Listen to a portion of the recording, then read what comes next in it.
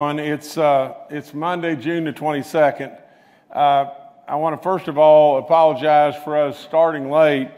I've got a full-fledged family medical emergency going on, and that's why we're late today. And I'm not going to get into all the details, but I am going to get into just the continued performance of an individual in the state of West Virginia that is despicable beyond belief. Phil Kabler has worked for the Charleston Gazette for a long time. And without any question, what he did with one of our state employees here at, that works so hard in the general services area, cleaning our facility here at the Capitol. Here's what he did. You be the judge, West Virginia. Here's what he did. He tweets out about a person's mental issues or problems. He basically plays games with them by setting cans in a certain area, and they would come in and move stuff around and everything, of which then he went on to make fun of that person. Then he got on our briefing here and started crying and everything and said, oh, how sorry he really is. And what did I do? I took the highest road in the world, even though I know what kind of bum he is. I took the highest road of all. And I said, it took a big man to stand up and say you're sorry. Well, he's not a big man. He's a nothing man. And I'll go on to tell you why. And then I said we should forgive, and we should. We should always do that. But now, just think about this. Then, from what I know, he was suspended from his job for 2 weeks. He should have been fired. He should have been run off for sure. But anyway, nevertheless, he's suspended for 2 weeks. Then he comes back, and on the very day that he came back, I mentioned a little 7-year-old kid. His name's Landon. He's one of our foster children. He was moving on to another facility. The first question that kid asked me, and I'd love to show you his picture. Absolutely, the first question when I called him on the phone, because they said it'd be so neat if you just call him, because he watches the briefings every day. And really and truly, what he was wanting to say to me was he was wanting to say, Governor, I watch you every day, you're doing a great job, or something to that extent. But I mentioned him because our foster kids have been impacted by this COVID-19 thing in a gigantic way. They've not been able to go to school. There's been so many issues, but here is a 7-year-old, and here is this grown man that the Charleston Gazette employs. And the very day that he comes back from some level of suspension, he basically ridicules a 7-year-old foster kid. I mean, that's all there is to it. And then today he tweets out, Justice in there, blah, blah, blah, blah, blah, and everything. And he doesn't have a clue what Justice is doing. Justice is meeting with delegates over at the mansion, and Justice is trying to get here from the standpoint of dealing with an absolute family and medical emergency. Now, I don't need anybody to feel sorry for me, but I tell you the honest truth, and I can't say it any more blunt. Phil Kabler is a lucky man that he doesn't work for me, because he'd find his hind end headed down the road tomorrow, the very second that he absolutely went out and ridiculed our people that work so hard here, and then went out and ridiculed one of our foster children. Absolutely. Are you kidding me? And now, he doesn't ask or anything. He just comes out and says, Justice in there and all this kind of stuff. Listen, I don't have a bone to pick with Phil Kabler. I think the man is poison to the state of West Virginia and has been that forever. And it is a crying, pitiful shame the way he behaves and the way he acts. Now, I've said enough on that, that's for sure. Let me go back to this. We had a bad thing happen today. and or over the weekend, rather, we lost another person in West Virginia, a 74-year-old female from Berkeley County.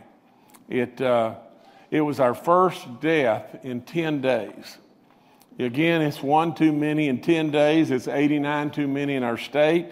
And, I ask, that you'll keep this person in your thoughts and prayers and all their loved ones and everything. I'm sure that she was a beautiful, beautiful lady, and I just hate it. I hate it terrible bad. I'd ask you just this too.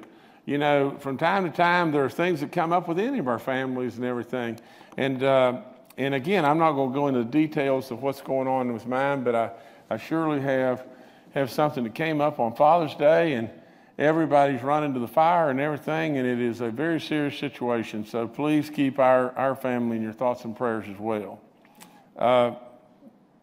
Now, I want to read this to you. The number of active cases in West Virginia is up over 100 since last Friday. Now we sit at 782 active cases. And we're seeing the results of people traveling out of our state, especially to places like Myrtle Beach, and we see the fact that this disease has not gone away, has it? It's still right here with us.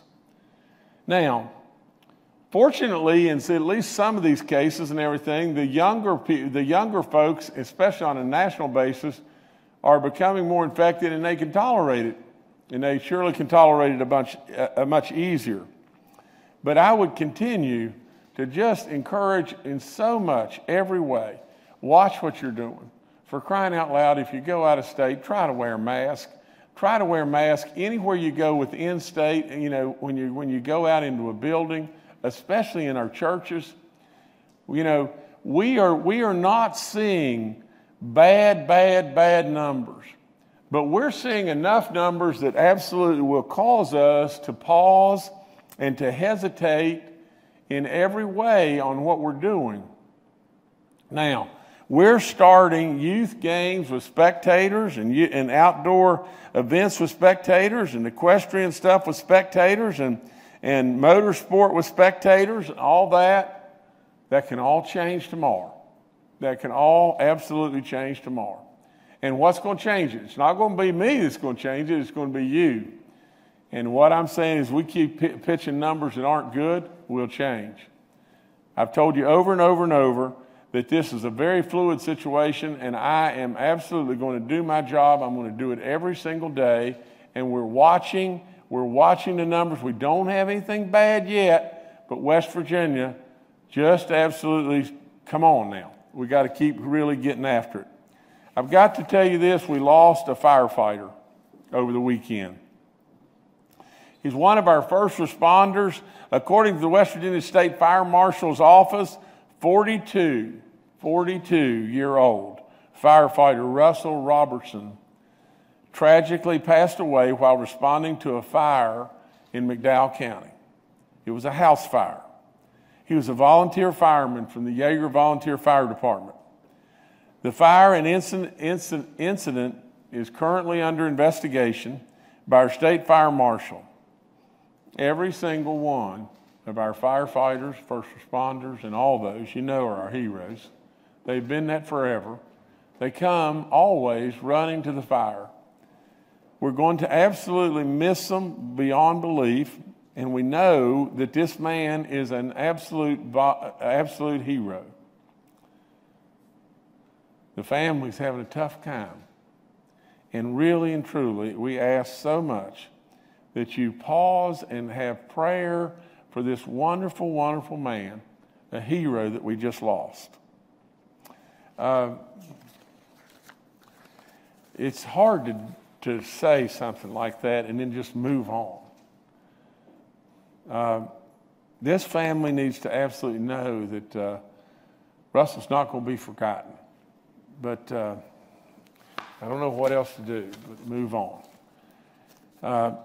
We still encourage our cities and our counties to continue to apply for our CARES money and everything.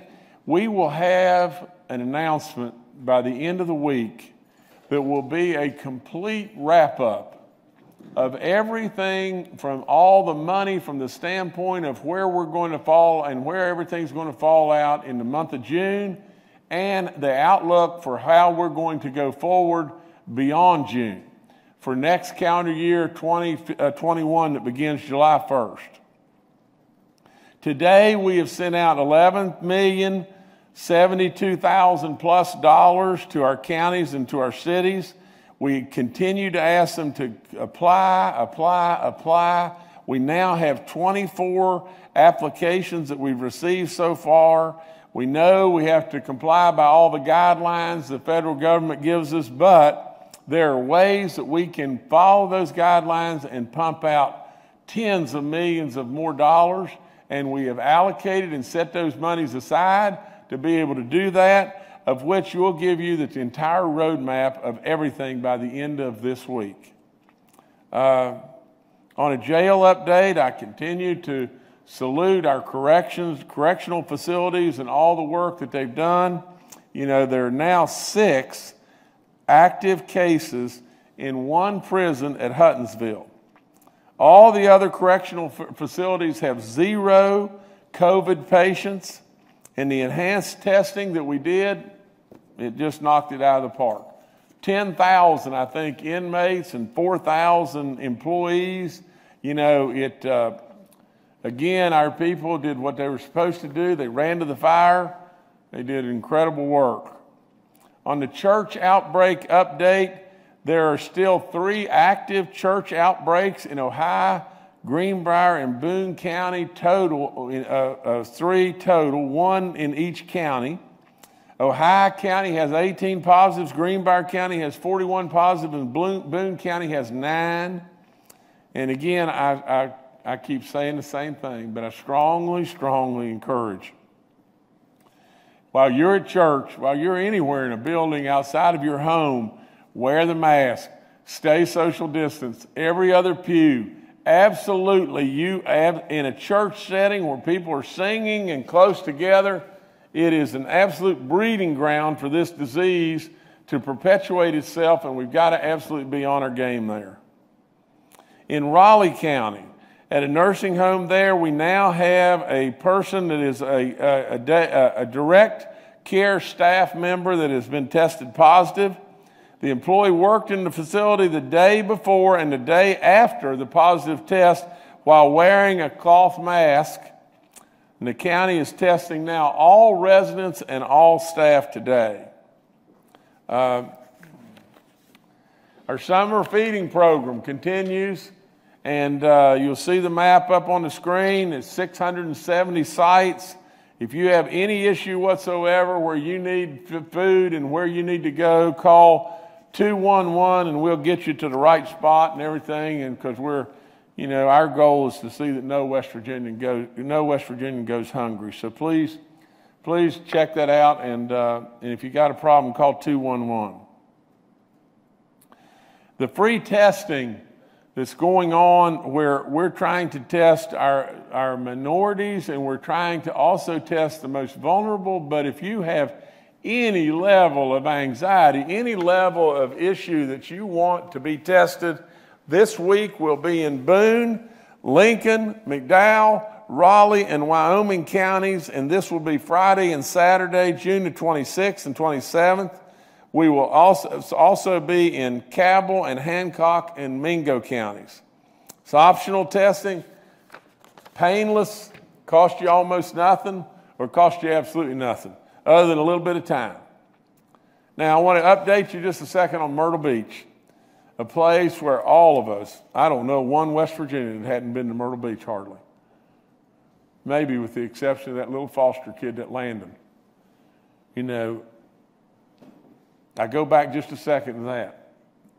You think about that little foster kid, you know, from the standpoint of a day that he was having, and if I remember correctly, where he was going to have chocolate brownies and ice cream and some kind of strawberry type drink.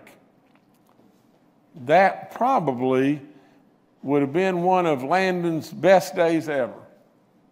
I mean, you just think about it. What did we do? What did Phil Kabler do He absolutely just disrespected that kid in every way, and all the great workers at our foster care system and everything. And I'm not wanting to rant about Phil Kabler because he's not worth it, you know. But at the same time, I would bet in many ways Phil Kabler's worst day could have very well been Landon's best day. And so that's a crying shame to me. But back to Myrtle Beach just a second, you know, Myrtle Beach is surely having a big time outbreak. We have multiple individuals that have traveled to Myrtle Beach, and get this now. In Berkeley County, we got 12 individuals. Cabell County, 5. Kanawha County, 3. Preston County, 26. Raleigh County, 2. Taylor County, 1. And there's got to be more. But this is enough. This is enough right here to cause us a big time problem in West Virginia. So again, I cannot tell you any more profound than just say this. If you've gone to Myrtle Beach, we want you tested. And when you get back, take advantage of the free testing or something. Get yourself tested, because we need the information, and in order to be able to protect you, we've got to have information. And Myrtle Beach is an absolute hot spot, and you know, if I were you, I would consider going somewhere else. But at the same time, if you end up at Myrtle Beach, you end up back here, please get tested. I think the very last thing that I've got is a situation where we had a state of emergency declared for Greenbrier and Monroe counties after a significant amount of rainfall that fell, especially, you know, where we had significant flooding in Alderson. No one has died, but several structures were damaged. I want to thank everybody from the emergency management people to the DOH to our National Guard for quickly responding to this emergency, and for the residents affected in the area. The West Virginia Guard will start debris pickup in the Alderson area on Wednesday morning, and all debris needs to be at curbside for pickup. Look, I've watched a whole lot of that, and I've seen the tragedy of that like I can't imagine. But again, I don't know what to do other than just try to let you know that some way, somehow, you know, we're all going to get through this, and we're all going to be with you trying to help you get through it. But I've seen people put their memories and their treasures of their life, you know, in a pile on the edge of the road, and an inloader come around and pick it up and just dump it in a truck. And it's sad. It's sad. But you still got all those memories, and all those memories are right here in your head and everything. They'll never go anywhere. And so with the strength of God above and everything, all the people that are working with you and everything will get you through it. So that's all I've got for today. Thank y'all. All right, thank you, Governor. Let's first go to Dr. Clay Marsh, our coronavirus czar. Well, good afternoon. I want to also ask that our good people of West Virginia really pay attention to what the governor has instructed. We know that nationally, 12 states over the weekend saw their all-time high numbers of coronavirus cases. 17 states are seeing increases in hospital activity. One state's activated their emergency management plan. In Florida, in Georgia, in Texas, they're starting to see shortages of ICU beds in certain counties. So we know that the COVID virus has not gone anywhere.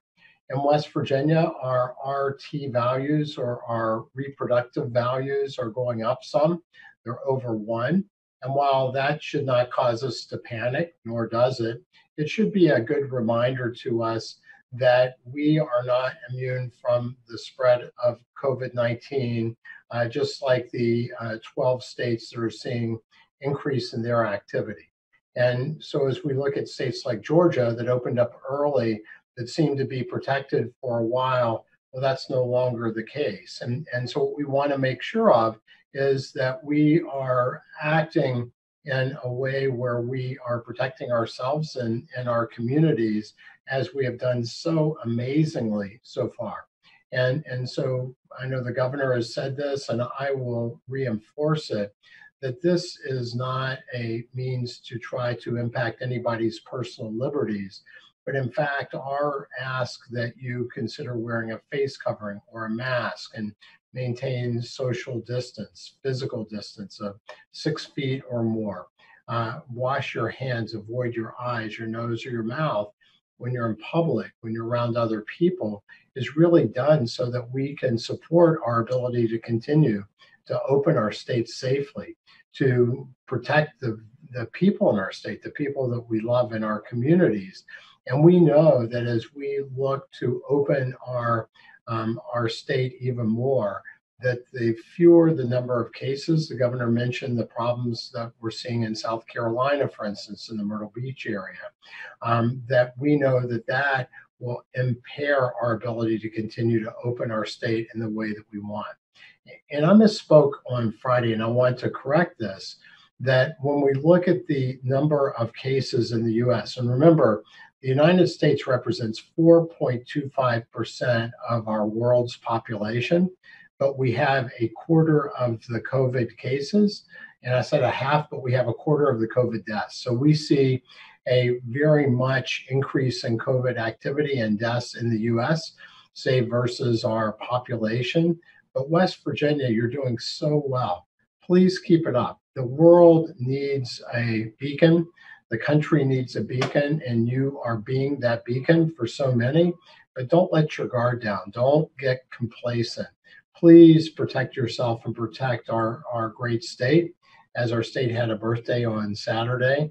And if we do that, then we will flourish during this very, very, very challenging time. So thank you. All right, thank you, Dr. Marsh. Next, we'll go to Secretary Bill Crouch with the West Virginia DHHR. Good afternoon, everyone. I want to provide a fairly brief summary of our facility testing in response to a question on Friday that I misheard. As you probably know, the state of West Virginia has 2 psychiatric facilities and 4 long-term care facilities in the state that we operate. Regarding the 2 state-owned psychiatric hospitals, in May, we had an employee who tested positive for COVID at William R. Sharp Junior Hospital in Weston, West Virginia. As a result, we tested all of the employees and all of the patients on that wing that employee worked on. We found no additional cases at that time. However, several weeks later, we did have another positive case. So as a result of that, on June 1st and June 2nd, we tested the entire population, the entire patients, all patients at Sharp and all employees at Sharp Hospital, and found no additional cases. Both of the cases that we had there were acquired outside of the facility and were attributed to community exposure. The other psychiatric hospital is Mildred Mitchell Bateman Hospital, Psychiatric Hospital in Huntington, West Virginia. We have not tested the entire population there, but there are ongoing conversations about that. We have had no positive tests by employees at this point, and no positive tests by any patients. There have been a few people who have been tested. So with regard to the 4 long-term care facilities, as everyone knows, on April 17th, the governor entered into an executive order requiring all nursing homes in the state of West Virginia to be tested, the first in the country to do that. Our 4 long-term care facilities were tested as a part of that executive order, and we found no positive tests. Those tests were all completed by April 24th. Again, no positive cases. So as a result of the governor's executive order and the staff of DHHR and of course the National Guard, who we always appreciate assisting us with these things, we've done a good job at keeping the virus out of our state facilities. But I really want to thank the employees. It's the employees, the state employees of these facilities who are practicing good infection control procedures, and they have worked very hard and tirelessly to keep themselves safe and our patients safe. So I thank them very much. Thank you. Thank you, Secretary. Next, we'll go to Major General Hoyer with the West Virginia National Guard.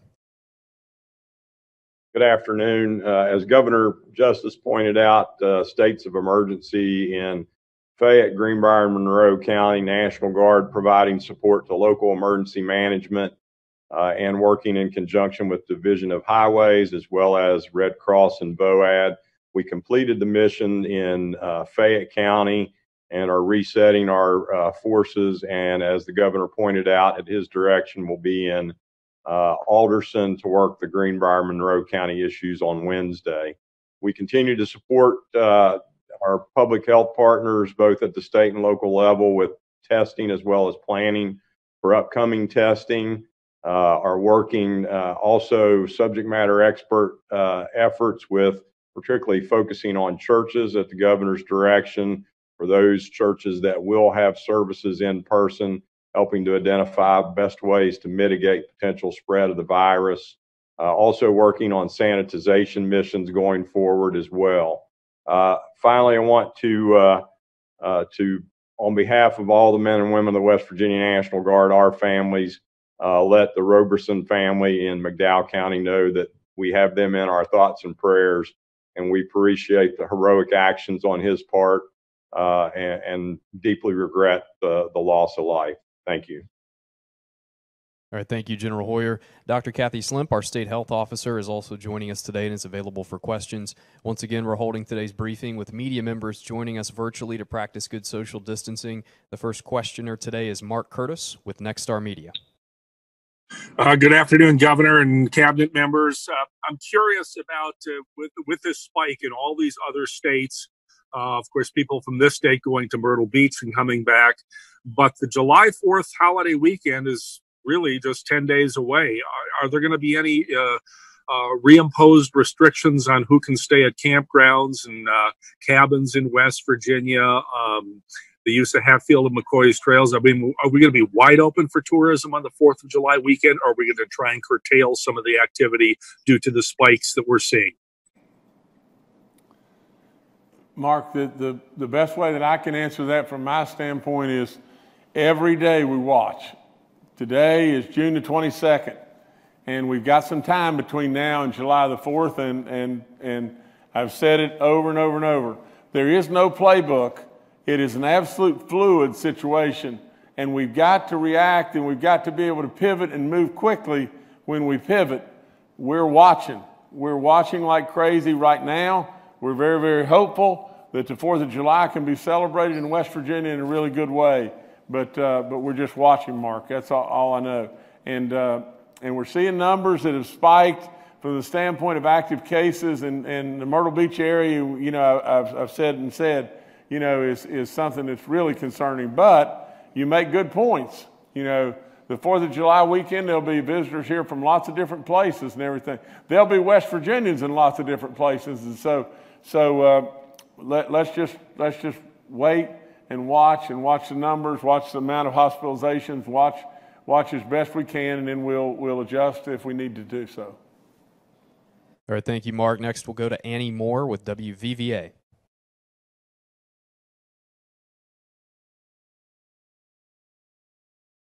Looks like we're having trouble connecting with Annie. We'll come back. How about David Beard with the Dominion Post? Hi, David Beard. Dr. Marsh reminded us again, don't get complacent. I'll speak anecdotally. When I go out to shopping to grocery stores, box stores, I see probably less than half the people wearing masks. Do you think this is reflects complacence, or what's your take on that? Well, David, I've said this over and over and over, but I don't really, absolutely nobody wants to get in this situation where you make the wearing of masks mandatory. If you get to a situation where you have to make the wearing of masks mandatory, then I'll do it. But at the same time, when we do it, we're going to divide people. Now, if you'll step back and look at the miracle that has happened in West Virginia, we've done it by being together. We've done it by being all of us pulling the rope together. I know that it seems like, well, you don't really want to hear that, and it keeps going and going and going. and everything. If these numbers start to change and change significantly, we'll do it. We'll absolutely do that. We will make the wearing of masks mandatory. I don't know how it can be more blunt than what Dr. Marsh has told us over and over and over. And we're watching the hospital numbers. We're watching everything from the standpoint of what Dr. Marsh is doing to everything from Dr. Slimp and on and on and on. Now, in that, you have got, again, West Virginia, to listen to me, Dr. Marsh, our greatest medical expert, myself, Dr. Slimp, all of us are telling you, if you go out in public and you go into a building, wear a mask.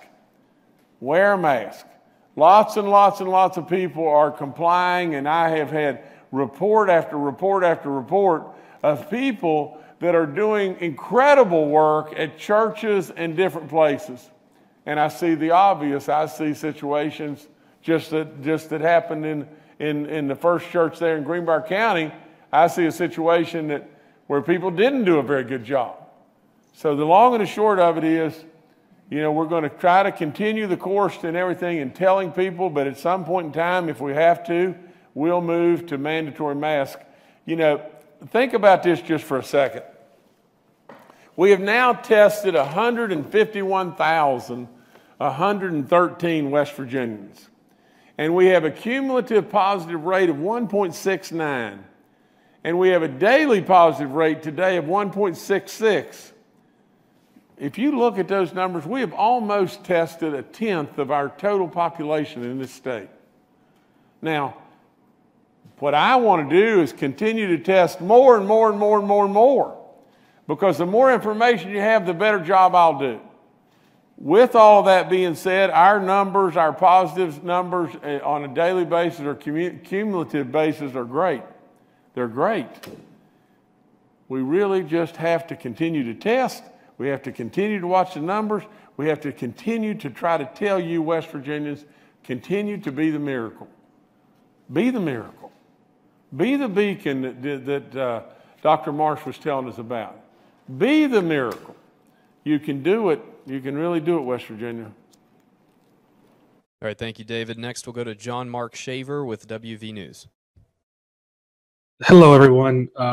With the spike in cases over the weekend and the 4th of July coming up, would you advise people to maybe not travel for the time being out of state? Or would that be all right? I'll make it real simple. I would try every way in the world, to tell our people that if you don't have to travel out of state, why do it? Why in the world do it? I mean, really and truly today, there's so many things you can enjoy in the state of West Virginia. If you've got a vacation and go to one of our state parks, do all kinds. There's so many different things you can do in West Virginia. It is just absolutely the place to be. Now, if it's the place to be where others want to come here, go enjoy West Virginia, But if you have to go out of state, you just got to protect yourself and be super smart. All right, thank you. Next, we'll go to Kenny Bass with WCHS and Fox 11. Hi, this is Kenny Bass with Channel 8 and Fox 11 in Charleston. Governor Justice, when you intimate that more restrictive orders could be coming from the state if the numbers go south, I'm wondering about your thoughts about the enforcement measures that the state would do or has done in the past several weeks. While it's an order, it almost comes across as a very strong suggestion, because as you've said many times, it's very difficult to enforce these types of rulings on a statewide effort, especially something like wearing masks, which would involve hundreds of thousands of people. So how effective do you think the orders are versus just strongly suggesting what people should be doing in the wake of the virus? Kenny, it's if you look at what we did as West Virginians when we ordered the shutting down of restaurants and bars and schools and all the different things that we did, the state basketball tournament, when we have ordered things, there's been a lot of good come out of that. I think the most significant thing of all that has enabled us to produce these numbers like we produced is the people listened. Now, there's no question that, you know, there's all kinds of situations to where maybe they're not listening to the level that they should, but for the most part, the people really listened. Now, it's tough. You know, if we ordered people to wear masks and everything, it's tough for the state police to run in and haul somebody off to jail because they don't have a mask.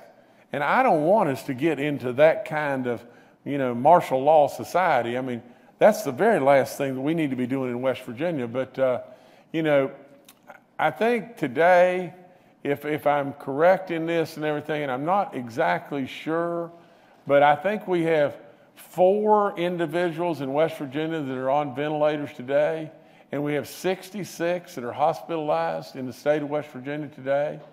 Now, just imagine, you know, we don't want 4 on ventilators, and we don't want 66 people hospitalized. We got that. But for crying out loud, you know, that compared to others is next to nothing. And so again, 89 deaths is 89 too many, but compared to others, it's next to nothing. And the last thing I think we want to do is start shutting down our economies and shutting down West Virginia again and everything until we got numbers that warrant it. All right, thank you, Kenny. Next, we'll go to Steve Adams with Ogden Newspapers. Yes, Steve Adams of Ogden Newspapers here. I was just kind of crunching some numbers this morning. The New York Times has a really good coronavirus tracker, and they track the rate of change over a 14-day period compared to the previous 14 days, which is the incubation period of a typical coronavirus. And right now, the U.S. is sitting at about 20% increase in coronavirus cases versus a 43% decrease in deaths. And based on looking at West Virginia's numbers, and while the medical professionals can try to correct me if I'm wrong on this, but it looks like West Virginia's 14-day rate increased by 15.7% over the previous 14 days, but testing has increased by 50% during that same time period. And our deaths are down 58%. How much, and this could be for the governor or one of the health officials, but I mean, how much of a lot of what we're seeing right now is being driven by the fact that we're doing free COVID testing every weekend in the state, and local health departments are also doing their own testing all over the place? How much of this is really based on that we are testing significantly more than our surrounding states? Thank you. Well, let me start, and then maybe somebody else in the medical community or General Hoyer could weigh in. But now just think about this. The amount of percentage of West Virginians that are tested, you know, is 8.499%. Our nation is at 8.0. Every one of the other states that are around us are at 5 and 5.4 and 6, and we're phenomenally way past them in the amount of people that are tested. Now, I know that really and truly our president was kind of saying in jest, you know, something at one of his rallies in regard to the amount of testing, that maybe what we should do as a nation is slow down. Because the simple fact is, the more you test, the more positives you're going to get. Well, I don't believe that here. I think that and I don't really believe that our president believed it either, but I really believe here in West Virginia that we need to test as much as we possibly can. Remember, we're the most vulnerable of all the states. We're the oldest, and we have the most chronic illnesses, and we sit right at a sweet spot, right, you know, within a rock's throw of 2/3 of the population of the country. Now, the numbers are unbelievable. The more we test, the more we'll learn. Sure, the amount of positives will go up by the more we test. So what? The more we test, the more we learn. And so I welcome the fact that we're continuing to test. You know, naturally, if we slowed down and we didn't do the free testing and whatever like that, your numbers may look a little better, but these numbers look great anyway. But anyway, I'll defer to Clay if you'd like to talk, or Dr. Slimp, or anybody. Now, maybe I could start, if that's okay, Kathy, and then I'll pass the baton.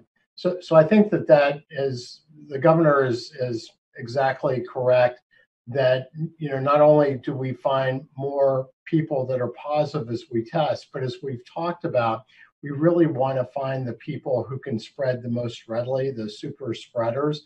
So every time we find somebody who is positive for COVID, it gives us an opportunity to try to reduce that rate of spread if that person turns out to have a lot of virus, and we happen to catch them at the right time before they can spread the virus readily. One thing that I didn't mention in my comments, which is important, and the governor mentioned it, we were also very closely tracking hospital admissions from COVID, ICU admissions, ICU beds, and we are really not seeing a rise in those.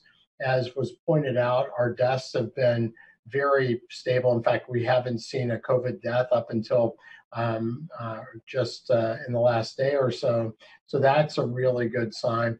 And although our reproductive number is up, that can be an early sign for us to follow. And that's the reason why we're doing so much testing. So I think that we are trying at least to stay ahead of where we see a major problem. And we're trying to continue to very aggressively identify those areas where we see more activity and make sure that we're doing the case investigation, the contact tracings, and making sure that as we find people, that we are appropriately isolating them and trying to prevent them from being able to then increase that rate of spread as we've talked about, so we avoid the surge. So Kathy, other comments? Sure. The community-based testing is really great for giving us a kind of a snapshot of what's happening in a community. And so it really helps us kind of go in and see what's happening, testing anybody who would like to have that testing done.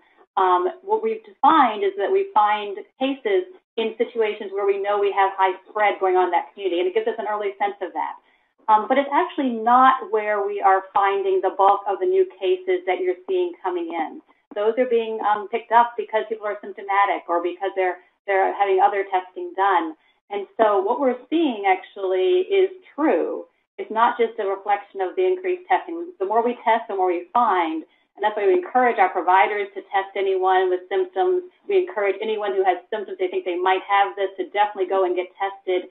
But what we're seeing is actually an increase in actual cases of disease as well.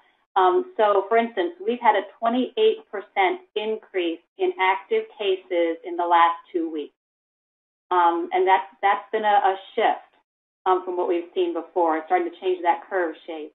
Our R values had been trending down, and the last 2 weeks are starting to trend up. They're just around 1, a little bit over right now, but it's starting to change direction. And I think we are seeing community outbreaks. As we've seen through churches and through family gatherings and other kinds of things. And so I think all of these say to us that the disease is really beginning to pick up a little bit.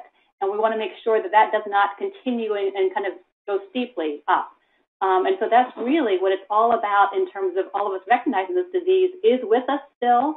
It is here. We can travel out of state and bring it back. We can get it locally. It's all about what we can do together to really prevent spread and to protect ourselves and those we love. So I do think that it's not just the testing. In terms of community-based testing, testing is critical. We've got to all be testing, community-based testing, provider testing. If you think you might have this disease, go get a test through your healthcare provider or other setting. We will find more that way. But it truly is changing. It's not just a reflection of the testing. All right, thank you, Steve. Next, we'll go to Dave Mistich with West Virginia Public Broadcasting. Hi, Governor. Dave Mistich, Public Broadcasting. My question is about a potential special session. Before, the election, you said that you had anticipated having to call the legislature back. I've spoken to some legislative leaders, particularly those that sit on some finance committees, and none of them are anticipating this to happen. As a matter of fact, they said that they don't expect that to be something that happens. Can you tell me why that is, and also how the mechanisms for the state budget that allow us to keep going up to the end of the month? Okay, I think I can do that. First of all, I want to tell you this. You know that we've formed basically a committee, and that committee, we're going to be meeting with them later on this week, and we're going to be updating them on all kinds of different things that our revenue people have been bringing to me day after day after day, and we'll do that. You know, it depends on, you know, from the standpoint of what's going on with my family and everything that I've got to tend to, but I think we'll be able to do that probably on Wednesday, and so, you know, as we meet and everything, we'll go through all the you know, nitty gritty of all the numbers, but from the standpoint of getting into, you know, how the numbers are working and everything, all I would say to you is just this, that I said all along that what I knew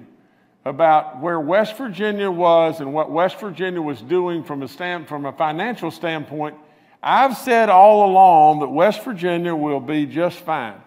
We didn't need to rush and lay people off, or we didn't need to rush and say we're going to have to cut this and do this and everything else under the sun.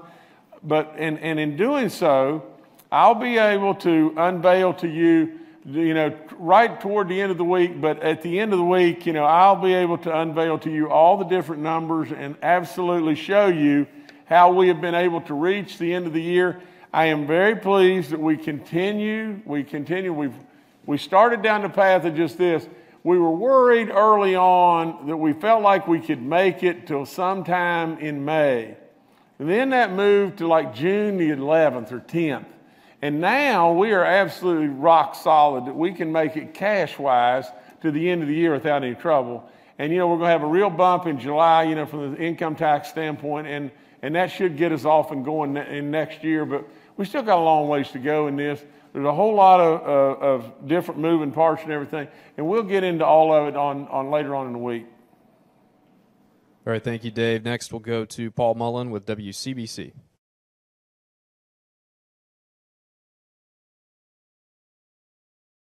Looks like some trouble connecting to Paul. Anthony Izaguirre with the AP. Governor, what would be the bar on readjusting the virus safety rules now that we're seeing spikes?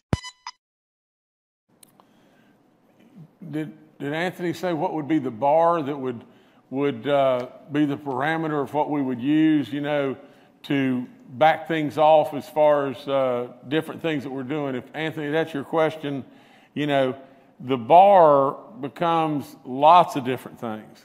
The bar becomes what our health experts are saying first and foremost, because every one of them knows that they can speak so freely around me. It's unbelievable, because that's what I want. I want knowledge. And if they're concerned, they speak up. From the standpoint, the bar also becomes all the knowledge that we're obtaining from the federal government, all the knowledge that we're obtaining from our hospitals, all the stuff that is going on from, you know, from the standpoint of hospital capacities or issues, you know, with the sick, how many people we've got on ventilators, how many people we've got in the hospitals, what are the number of positive cases in the percentage, how does a cumulative number work? There's a lot of real science to this, and there's a lot of gut feeling. You know, from the standpoint of our experts start, you know, showing some waffling and concern, then I'm going to react, because I really believe that that's what we've already done. You see, when there was concern about our nursing homes, we reacted and we closed visitation, boom. And then we jumped and we were the first in the nation to test all of our nursing homes. I could go through how West Virginia's been first in the nation over and over, but at the same time, the bottom line is just this.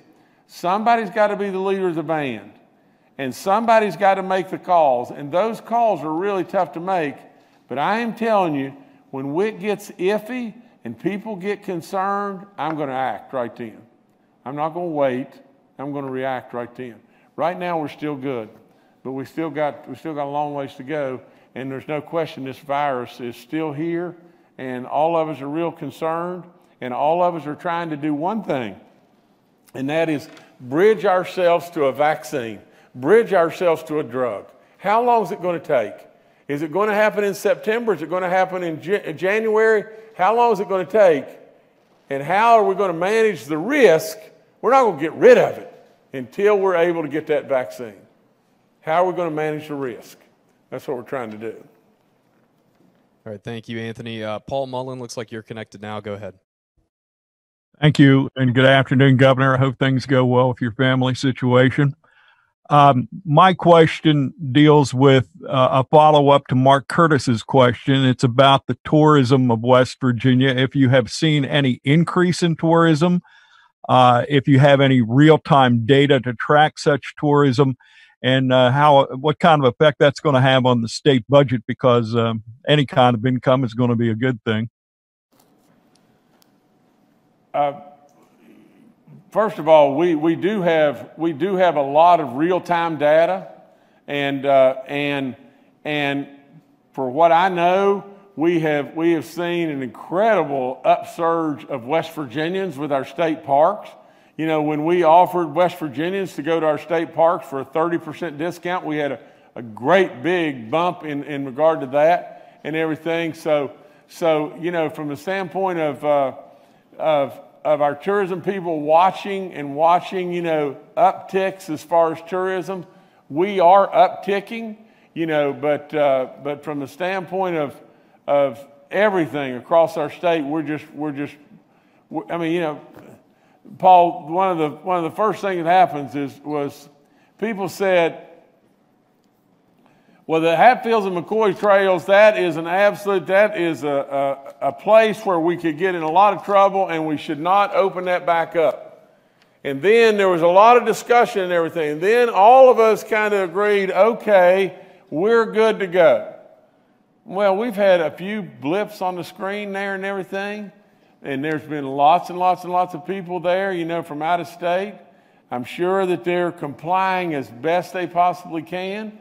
I'm sure the people that are handling all the cabins and all the facilities are doing great work, because to be perfectly honest, that moved from something that everybody was real concerned about into a situation to where I think we're good there. And so again, we just got to keep watching it. All right, thank you, Paul. We have time for one more. We'll go to Taylor Stuck with the Herald-Dispatch. Hi, everyone. It's Taylor with the Herald-Dispatch.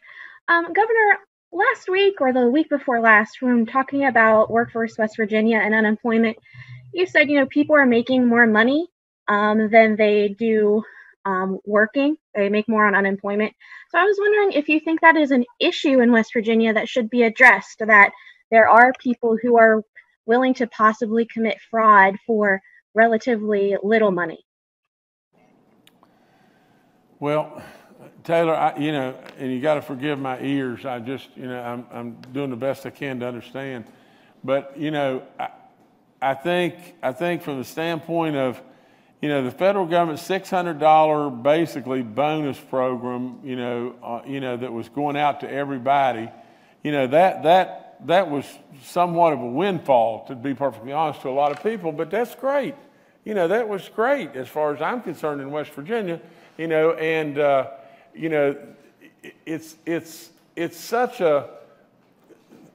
It's really, if we just look at it, it's such a little amount of money. It's not all the money in the world. The federal government came up with that program, and I was tickled to death, that our working people got those dollars. Now, I think that's going to run out. I think there could very well be I believe wholeheartedly there's going to be another stimulus package.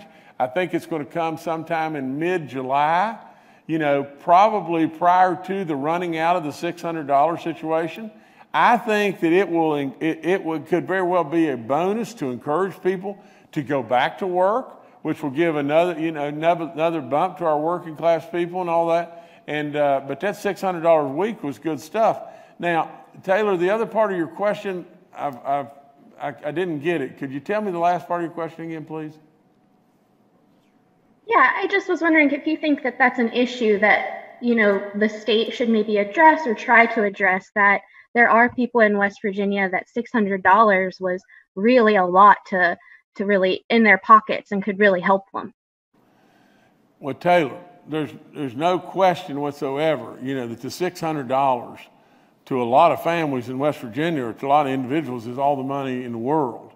But what I was saying too was from the federal government standpoint, it wasn't all the money on the planet, and really and truly I was just tickled to death that they gave it to our working class people, because they were in real trouble because everything in the world was shut down and the government shut it down. We shut it down. And so with all that being said, again, you asked something else, in regard, you're asking, is there something that the state will do, I think, that will be able to backfill that as we go forward? And we're looking at things right now, and we'll unveil some of those things that will help in regard to small businesses, and we're going to try to unveil that, before the end of the week and or toward the end of the week. And but in addition to that, Taylor, I think you're going to see, like I said, I think you're going to see another step of the stimulus packages and everything that will help those individuals as well. All right, thank you, Taylor. Governor, I'll turn it back to you. Well, I only have two things. One is a pronunciation mistake on my end. Russell, it's Roberson, and I pronounced it Robertson. Please forgive me, to that family and everything. So, and the only other thing that I would say is just this, I want everybody to hear me on this, but I especially want one beautiful little 7-year-old. I wish to goodness I could show you his picture, and just what a beautiful little kid this little Landon is. And I hope and pray so much that, the first question that he asked me was, Governor Justice, can you help me get a family that I can live with? And now, listen, and I want to talk directly to Landon. Landon, we're going to work it until we get it done. And I want you to know just this, of what I've already said today. There are people in this world that say things that they shouldn't say. But I want you to know, Landon, that you're just exactly what I already told you are. You're a superstar. And absolutely, you should be so proud of yourself, and I'm proud of you, and we're going to work really, really hard in this world to fulfill your dream. Landon, you told me you wanted to be a doctor someday. And gosh knows, if you want to be a doctor some way, somehow, we're going to pull that off. That's all I've got. God bless everybody.